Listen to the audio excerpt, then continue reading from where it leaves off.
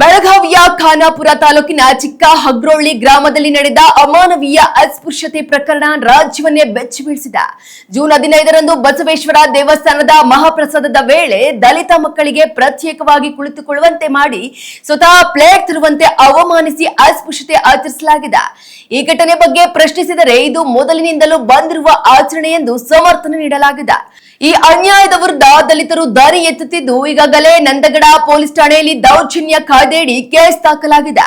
ಆದರೆ ಇಷ್ಟು ದಿನಗಳಾದರೂ ಆರೋಪಿಗಳನ್ನ ಬಂಧಿಸದ ಪೊಲೀಸರ ನಿರ್ಲಕ್ಷ್ಯಕ್ಕೆ ಬೇಸತ್ತು ಇಂದು ನೂರಾರು ದಲಿತ ಮುಖಂಡರು ಬಿಡಿ ಗ್ರಾಮದ ಸಂಗೊಳ್ಳಿ ರಾಯಣ್ಣ ಸರ್ಕಲ್ ನಲ್ಲಿ ಟೈರ್ಗಳಿಗೆ ಬೆಂಕಿ ಹಚ್ಚಿ 3 ಗಂಟೆಗಳ ಕಾಲ ರಸ್ತೆ ತಡೆದು ಉಗ್ರ ಪ್ರತಿಭಟನೆ ನಡೆಸಿದ್ದಾರೆ. ಜಿಲ್ಲಾ ಪೊಲೀಸ್ ವರಿಷ್ಠಾಧಿಕಾರಿಗಳು ಬರುವವರೆಗೂ ಪ್ರತಿಭಟನೆ ನಿಲ್ಲಿಸುವುದಿಲ್ಲ ಎಂದು ಪಟ್ಟು ಹಿಡಿದಿದ್ದ ಹೋರಾಟಗಾರರಿಗೆ ಡಿವೈಎಸ್ಪಿ ಮತ್ತು ಪಿಐ ಸ್ಥಳಕ್ಕೆ ಬಂದು ಆರೋಪಿಗಳನ್ನ ಶೀಘ್ರವೇ ಬಂಧಿಸುವ ಭರವಸೆ ನೀಡಿದ ಬಳಿಕ ಪ್ರತಿಭಟನೆಯನ್ನ ಹಿಂಪಡೆಯಲಾಯಿತು. ಗ್ರಾಮದಲ್ಲಿ ದಲಿತ ಸಮುದಾಯದ ಶಾಲಾ ಮಕ್ಕಳ ಮೇಲೆ ನಡೆದ ಅಸ್ಪೃಶ್ಯತೆ, ಜಾತಿ ನಿಂದನೆ ಹಾಗೂ ಎಸ್ಸಿ ದೌರ್ಜನ್ಯ ಪ್ರಕರಣದ ಆರೋಪಿಗಳ ವಿರುದ್ಧ ಕಟ್ಟುನಿಟ್ಟಿನ ಕ್ರಮ ಕೈಗೊಂಡು ದಲಿತ ಕುಟುಂಬಗಳಿಗೆ ರಕ್ಷಣೆ ಒದಗಿಸುವ ಕುರಿತು ಮಾನ್ಯರೇ, ಬೆಳಗಾವಿ ಜಿಲ್ಲೆ ಖಾನಾಪುರ ತಾಲೂಕಿನ ಚಿಕ್ಕಹಗ್ರೋಳ್ಳಿ ಗ್ರಾಮದಲ್ಲಿ ದಿನಾಂಕ 15/6/2026ರಂದು ಗ್ರಾಮದ ಬಸವೇಶ್ವರ ದೇವಸ್ಥಾನದಲ್ಲಿ ಸಾರ್ವಜನಿಕ ಮಹಾಪ್ರಸಾದ ಊಟ ಕಾರ್ಯಕ್ರಮ ನಡೆಸಲಾಗಿತ್ತು.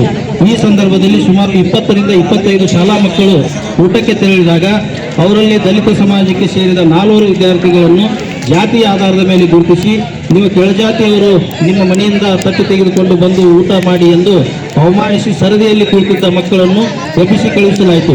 ಬಳಿಕ ಆ ಮಕ್ಕಳು ಸುಮಾರು 1 ಕಿಲೋಮೀಟರ್ ನಡೆದು ಮನೆಗೆ ಹೋಗಿ ತಟ್ಟೆ ತಂದು ಉಳಿದ ಮಕ್ಕಳಿಂದ ಪ್ರತ್ಯೇಕವಾಗಿ ಕುಳಿತು ಊಟ ಮಾಡಬೇಕಾಯಿತು.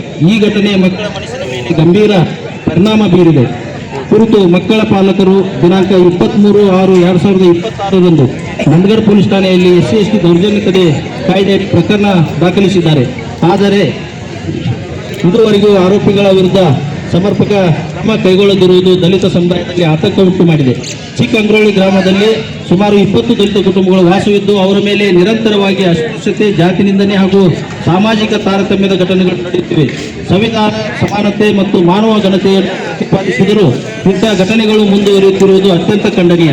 ಆದ್ದರಿಂದ ತಮ್ಮ ಮೂಲಕ ಸಂಬಂಧಪಟ್ಟ ಅಧಿಕಾರಿಗಳಿಗೆ ಸೂಕ್ತ ನಿರ್ದೇಶನ ನೀಡಿ ಪ್ರಕರಣದ ಎಲ್ಲಾ ಆರೋಪಿಗಳನ್ನು ತಕ್ಷಣ ಬಂಧಿಸಿ ಕಾನೂನು ಕ್ರಮ ಕೈಗೊಳ್ಳಬೇಕು. ಎಸ್ಸಿ ದೌರ್ಜನ್ಯ ತಡೆ ಕಾಯ್ದೆಯಡಿ ನ್ಯಾಯಸಮ್ಮತ ಹಾಗೂ ಶೀಘ್ರ ತನಿಖೆ ನಡೆಸಬೇಕು. ದಲಿತ ಕುಟುಂಬಗಳಿಗೆ ಸೂಕ್ತ ಪೊಲೀಸ್ ರಕ್ಷಣೆ ಒದಗಿಸಬೇಕು. ಇಂಥ ಘಟನೆಗಳು ಮರುಕಳಿಸದಂತೆ ಕಟ್ಟುನಿಟ್ಟಿನ ಕ್ರಮ ಕೈಗೊಳ್ಳಬೇಕು. ಶಾಲಾ ಮಕ್ಕಳು ಯಾವುದೇ ರೀತಿಯ ಜಾತಿ ತಾರತಮ್ಯಕ್ಕೆ ಒಳಗಾಗದಂತೆ ಶಿಕ್ಷಣ ಇಲಾಖೆ ಹಾಗೂ ಜಿಲ್ಲಾಡಳಿತಕ್ಕೆ ಅಗತ್ಯ ನಿರ್ದೇಶನ ನೀಡಬೇಕು. ಸಂವಿಧಾನದ ಸಮಾನತೆ, ಸಾಮಾಜಿಕ ನ್ಯಾಯ ಮತ್ತು ಮಾನವ ಘನತೆಯ ಮೌಲ್ಯಗಳನ್ನು ಕಾಪಾಡುವ ನಿಟ್ಟಿನಲ್ಲಿ ತಾವು ವೈಯಕ್ತಿಕವಾಗಿ ಮಧ್ಯಪ್ರವೇಶಿಸಿ ನ್ಯಾಯ ಒದಗಿಸಬೇಕೆಂದು ಖಾನಾಪುರ ತಾಲೂಕಿನ ವಿವಿಧ